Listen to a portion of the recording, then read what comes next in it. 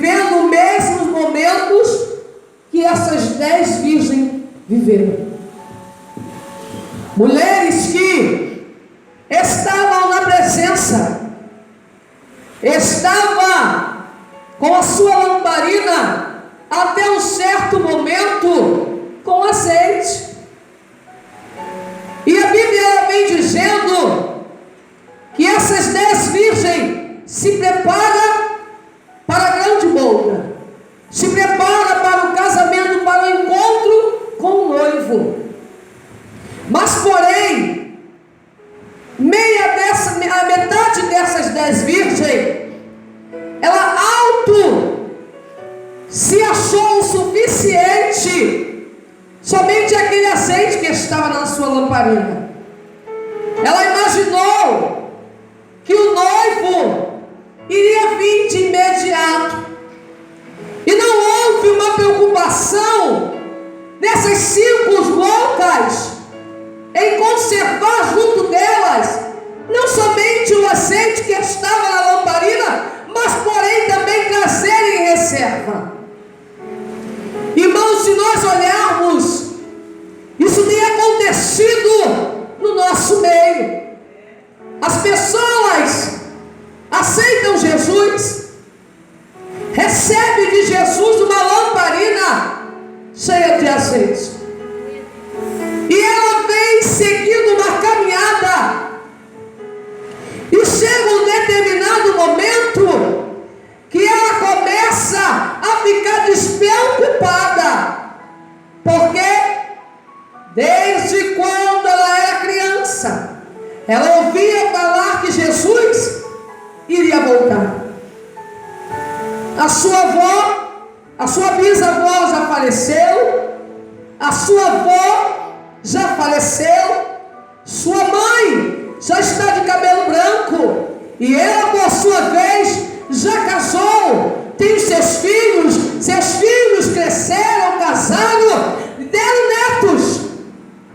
Então ela observa e diz: há tantos anos eu espero o noivo, há tantos anos eu espero a vida de Jesus, e vejo que passa dias, passa noite, entra ano e sai ano, e o noivo não vem. Então eu não preciso me preocupar em conservar uma reserva de azeite. E acontece, irmãos, que ao decorrer da caminhada, está ali aquelas 5 virgens prudentes, aquelas 5 virgens loucas, na mesma posição, humanamente falando, aguardando o noivo.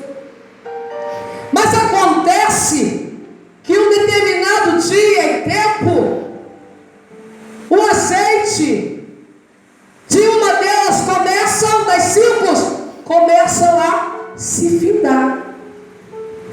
E a Bíblia ela vem dizendo que, tardando o noivo, ambas dormiram, adormeceram esperando o noivo.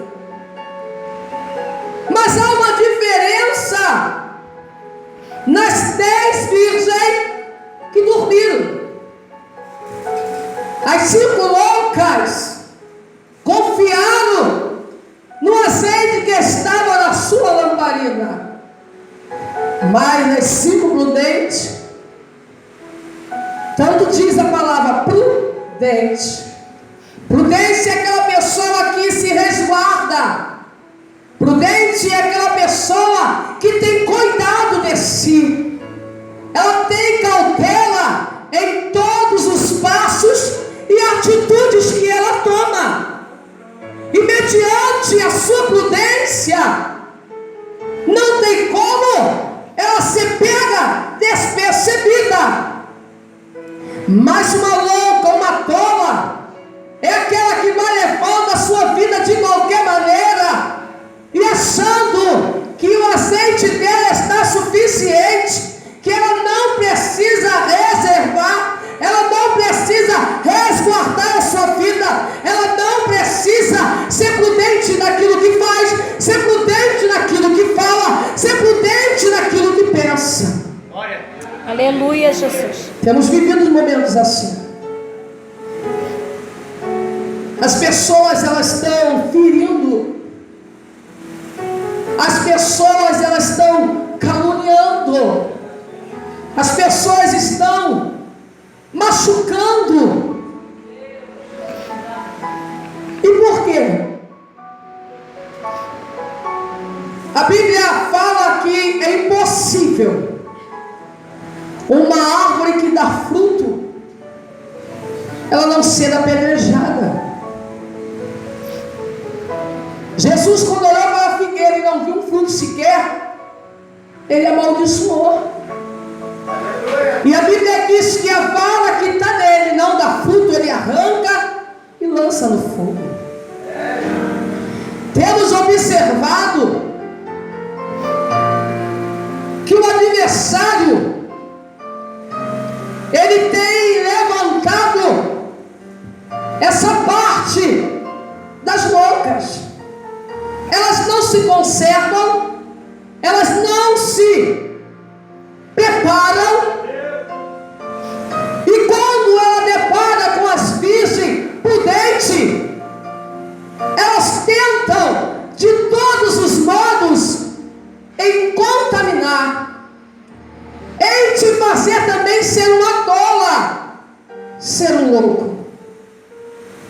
Nós observamos, irmãos, que o acontecimento está aí. São tantas lições e revelações que ouvimos. Mas eu costumo dizer que toda visão, a Bíblia fala, toda visão, toda profecia, ela tem que ter respaldo bíblico.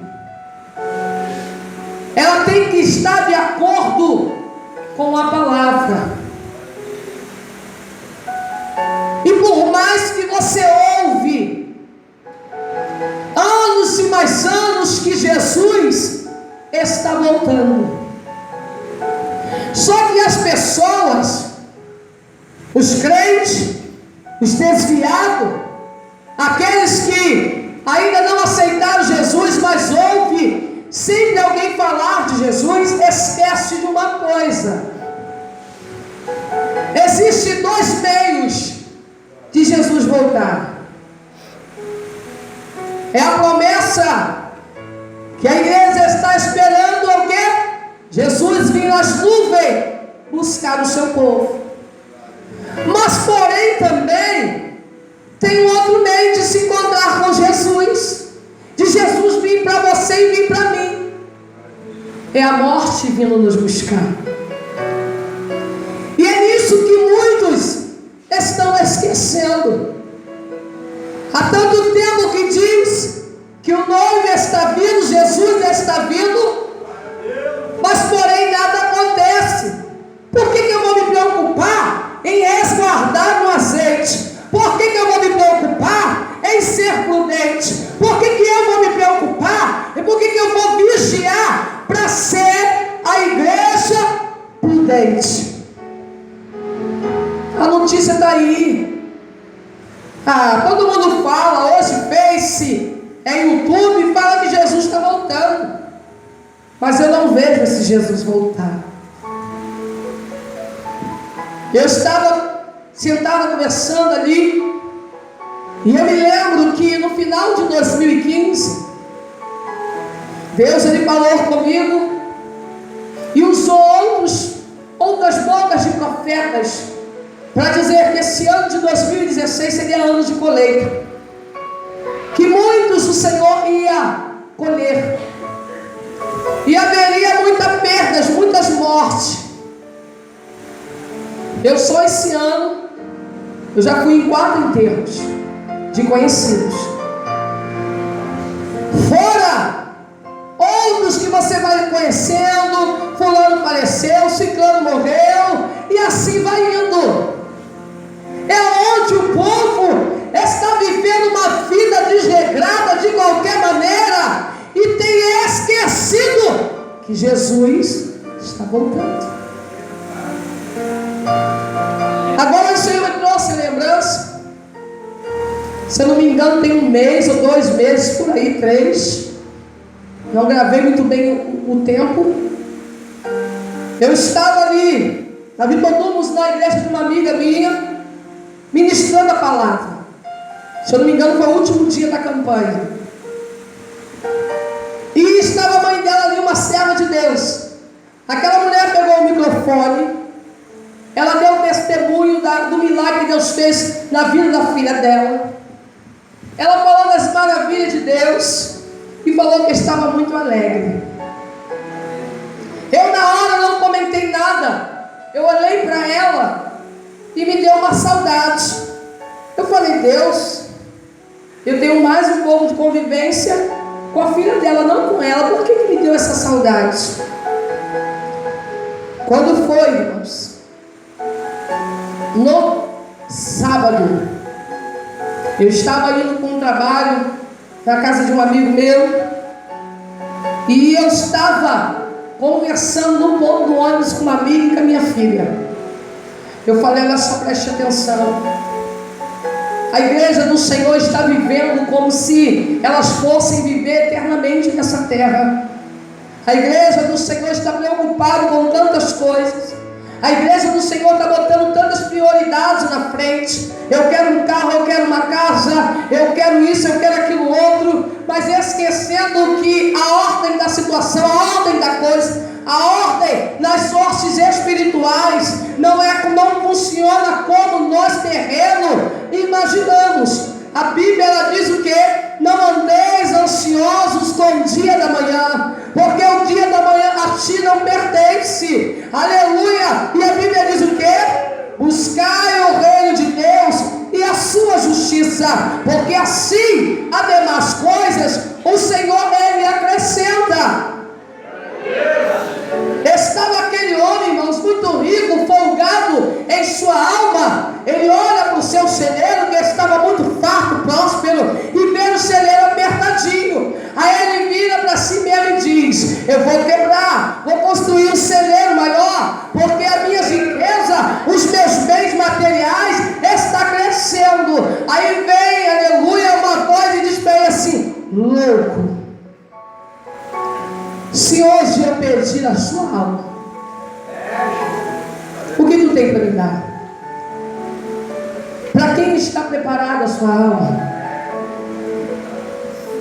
É muito sério.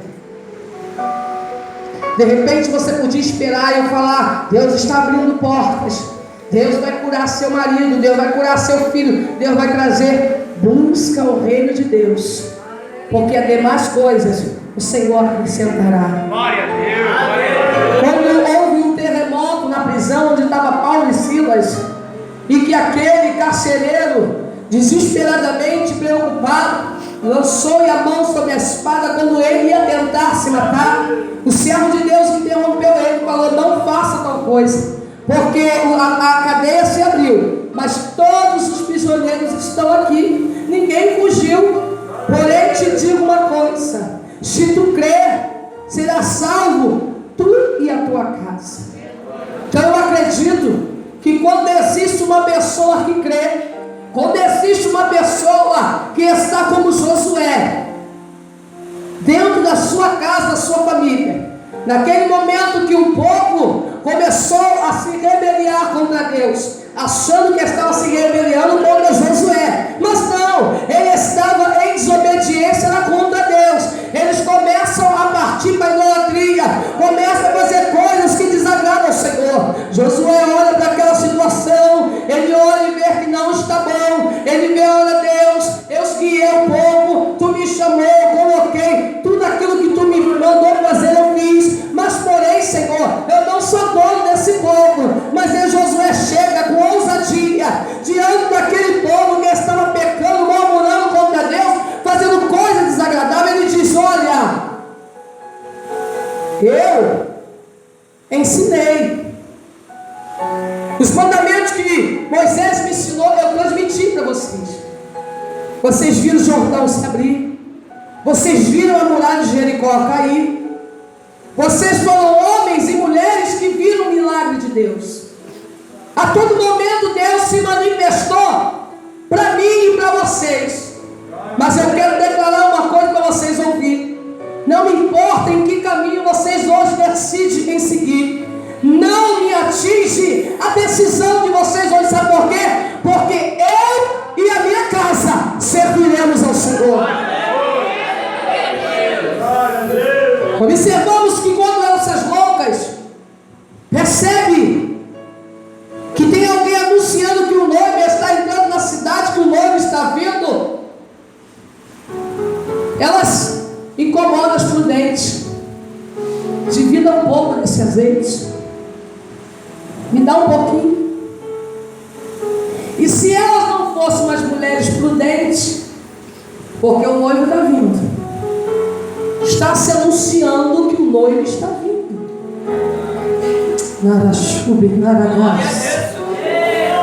Ninguém ainda tinha avistado o noivo, mas já estava a notícia que o noivo estava vindo. Mas elas não sabiam a distância e o tempo que o noivo gastaria para chegar. E elas, por serem prudentes, preocupadas com a sua lamparina, virou para as loucas e falou: me desculpe, vocês podiam ter feito a mesma coisa que nós fizemos.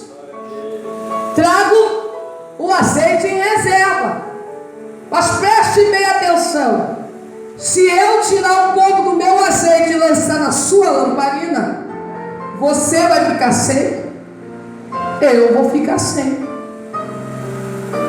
Pode ocorrer que a minha lamparina se apague. Aí como é que vai ficar? Em outras palavras, você teve a mesma oportunidade que eu tive, você tem a mesma oportunidade que eu tenho de renunciar às coisas do mundo, de viver uma vida com Deus, de ir atrás de alma, mas você não quer. Você quer ficar de fofoca, você quer ficar de disse-me-disse, você quer caluniar, você quer perseguir, você quer ser aquilo que foi dito, o espinho na carne do seu irmão. Aí agora que tu está ouvindo que o noivo está vindo, você quer que eu tire do meu azeite, que eu conservei, que eu lutei, que eu protegi, para correr o risco de ficar junto contigo? Filho, lamento. Procura um vendedor, tenta achar. E acontece que naquele período que elas vão, que elas saem da presença, da posição que tinha que estar, porque para receber o noivo tem que estar na posição.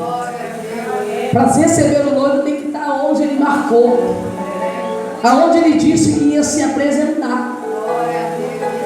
A Bíblia diz que as prudentes aguardando e de repente o noivo chega.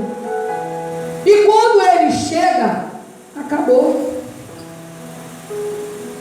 A porta que estava aberta para mim e você ter livre acesso, ela se fecha. A Bíblia fala que Jesus, após o sacrifício, a crucificação, após ele fazer toda aquela trajetória que ele dizia que ia fazer, se apresentou para os discípulos, Senhor, a última vez com os discípulos, e a Bíblia diz que o Pai o recebeu.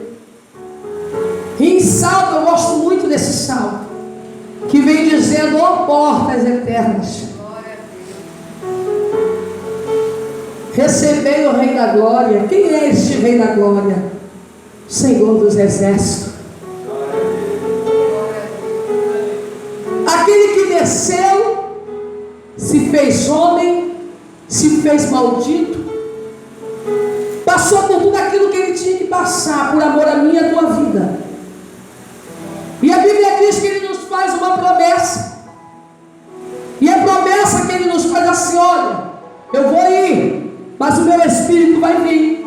O meu Espírito vai interceder, vai ajudar você a suportar todas as lutas. O meu Espírito Santo, ele é tão precioso na tua vida, ele vai ser a maior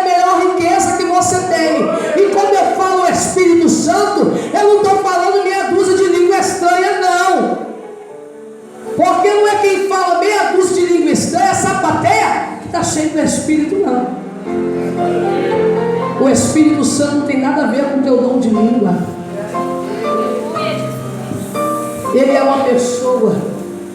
Aleluia, Jesus. Aonde ele encontrou e quer encontrar morada em você. E ele diz aqui para mim, para você: eu vou para o Pai, mas eu não vou deixar vocês sozinhos. Vocês acham que eu passei 33 anos na terra para deixar agora vocês desamparados? Deixar vocês órfãos? Eu vou mandar o meu Espírito Santo. Ele vai ser aquele que vai interceder entre vocês e o Pai. E tudo aquilo que for para o bem da tua vida e para o meu reino, em meu nome eu vou lhe conceder. E a Bíblia diz que o Senhor deu uma ordem para que o povo se reunisse em Jerusalém. E o povo estava ali aguardando a descida do Espírito Santo. E a Bíblia diz que quando acontece o Pentecoste, ali se manifesta no meio daqueles cristãos que o Senhor cumpriu com a sua palavra. E às vezes eu não consigo entender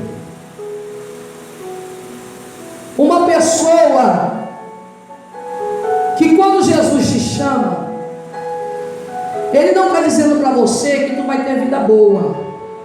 Se tem alguém falando isso para você, ele é mentiroso. Ele não está dizendo que você vai vir e todos os seus problemas vão virar, ó, poeira. Que a casona que você quer, ele vai vir e botar um milhão na tua mão e tu vai obter a casa. Eu creio em todas essas promessas, porque eu também aguardo. Glória a Deus. Mas porém ele diz que nós temos que viver nessa vida, mas como se não vivermos na terra. Porque a Bíblia diz que aonde está o teu coração, ali está o seu tesouro. Se o teu tesouro estiver nas coisas que hoje te aflige, se o teu tesouro está ali, se o teu coração está ali, ali está o seu tesouro. E eu falo e aprendi em duras penas que eu não dependo de homem, de filho, de marido, de riqueza para estar na casa de Deus. A minha alegria, ela não tem que estar voltada se o meu marido me trata bem, se o meu casamento está perfeito. A minha alegria não pode estar direcionada ao meu filho. Não, a minha alegria está naquele que me chamou. A minha alegria está naquele que diz que preparou um lugar para mim. Aonde diz que marido não pode salvar mulher, nem mulher salvar filho. O que está acontecendo é que absorvemos problemas que não é para nós. Se é impossível para você, por que tu está segurando ele? Se tu não pode resolver, porque tu já lançou no altar de Deus. Eu escuto às vezes pessoas dizer assim: olha irmãos, olha igreja, se tu está com problema, deixa ele lá fora. Aqui dentro é lugar de você adorar. Esquece do seu problema. Errado. Ana não deixou a sua esterilidade lá fora, não. Lá fora bastava a Penina que 24 horas do dia perturbava o juízo dela. Ana não deixou a sua amargura de alma lá fora, não. Porque se tu pegar o seu problema e deixar lá fora, quando tu sair ele vai te abraçar e vai embora contigo. A Bíblia diz que Ana se apresentou no altar como amargurada. E quando ela lançou no altar de Deus aquilo que lhe amargurava, te garanto uma coisa: quando ela saiu, a Bíblia diz que seu semblante não era o mesmo. E que uma mulher que não comia e não bebia, ela passou a comer e a beber. E quero te dizer mais: até a afronta de Belina não surtia mais efeito sobre ela. Sabe por quê? Porque ela lançou no altar de Deus aquilo que a afligia. Às vezes a luta está grande. A irmã louvou aqui. Enquanto tu está trabalhando para o Senhor, Deus está agindo por você. Às vezes queremos que Deus trabalhe por nós e queremos prender, ficar dentro de casa, cabisbaixo, oprimido, deprimido, e às vezes ainda oprimimos os outros. Estamos igual Jonas, desobediente, ainda provocando tempestade no navio que não era dele. E por causa dele, outras pessoas perdendo os seus pertences. E por sua vez, poderiam até morrer. Você sabia que existem muitos Jonas no dia de hoje? Que eles são desobedientes, eles não têm temor de Deus, ele te calunia, ele faz outra coisa. Deus está ensinando, mandando ele ir para um caminho, ele vai para outro. E às vezes, ainda quer colocar você dentro do vento dele.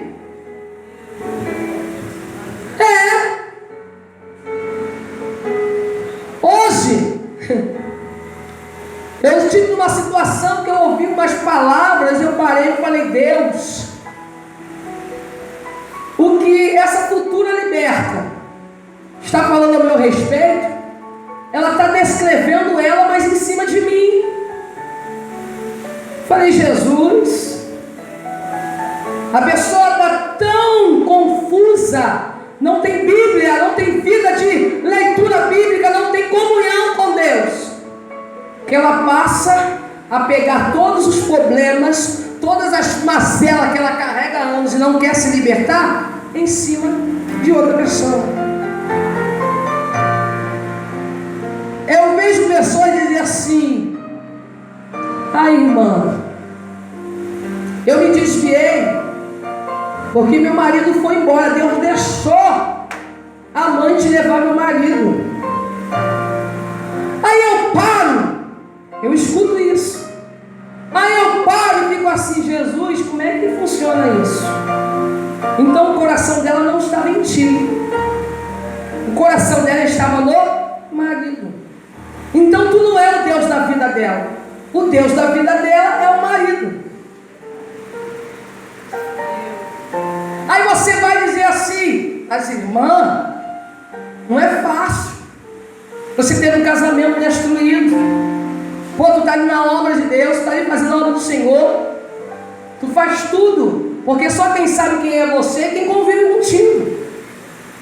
Pô, eu fiz tudo e de repente Deus permitiu que uma mulher que foi na macumba fez, aconteceu, tirou. Irmãos, não foi macumba que tirou. Simplesmente Deus, ele permitiu que tu passasse. Aí você vai dizer assim: mas não é fácil, irmão, se manter de pé. E quem disse que é fácil? Eu não estou dizendo que é fácil. Há 11 anos atrás, aos 28 anos, hoje eu estou com 39, eu fiquei sozinha, mãe de 4 filhos, com um de 4, um de 6 e os gêmeos de 7. O marido achou por bem de ir morar com outra mulher. E eu costumo e aprendi em duras penas que ninguém é de ninguém. Não pensa que Deus vai impedir você de tomar algum passo certo ou errado, não, porque Ele te deu o livre-arbítrio a escolher. Deus não vai forçar ninguém ficar do teu lado se ele acha que não quer ficar mais. Existe uma liberdade de escolha, principalmente para aquele que é conhecedor. Ninguém que conhece a errada, erra sem saber que está errando. E não vem me dizer que o Espírito Santo de Deus não te fala, porque Ele fala. Ele falou para Caim: Caim, o pecado já está à porta. Outras palavras, ó, já entrou o desejo do meu coração de matar o seu irmão. A inveja, o ciúme entrou. Tu vai fazer isso, Caim? Quando Deus falou, usou os pais de Sansão para dizer, para ele não se misturar com uma mulher que não era da linhagem dele. Ele fez por quê? Porque ele quis. Será que Davi, quando ele estava passeando no palácio, o Espírito Santo de Deus não falou com ele que não era para ele cobiçar e adulterar com a mulher de Urias? Falou. Mas o eu do homem falou mais alto. Nós temos escolhas. Essas 5 loucas escolheram não se preocupar em levar uma reserva. Mas as 5 prudentes, não posso confiar só na reserva que está na lamparina. Eu tenho que levar um azeite a mais. Você está entendendo? Nós temos 2 histórias de escolha. Davi, um homem livre, rei, tinha liberdade de ir e vir. Mas mesmo assim, ele decidiu no seu coração pecar contra Deus, contra aquele que deu livramento, contra aquele que fez milagre, contra aquele que escondeu e matou os seus inimigos. Ele decidiu pecar. José estava no Egito, longe da sua família, longe do seu pai, e automaticamente não entendendo o porquê dos seus irmãos ter vendido ele. E ele estava dentro da casa de Potifar. Ele sabia que Potifar não tinha um Deus que podia revelar o pecado dele. Potifar não tem intimidade com Deus, só quem revela o oculto e escondido é Deus.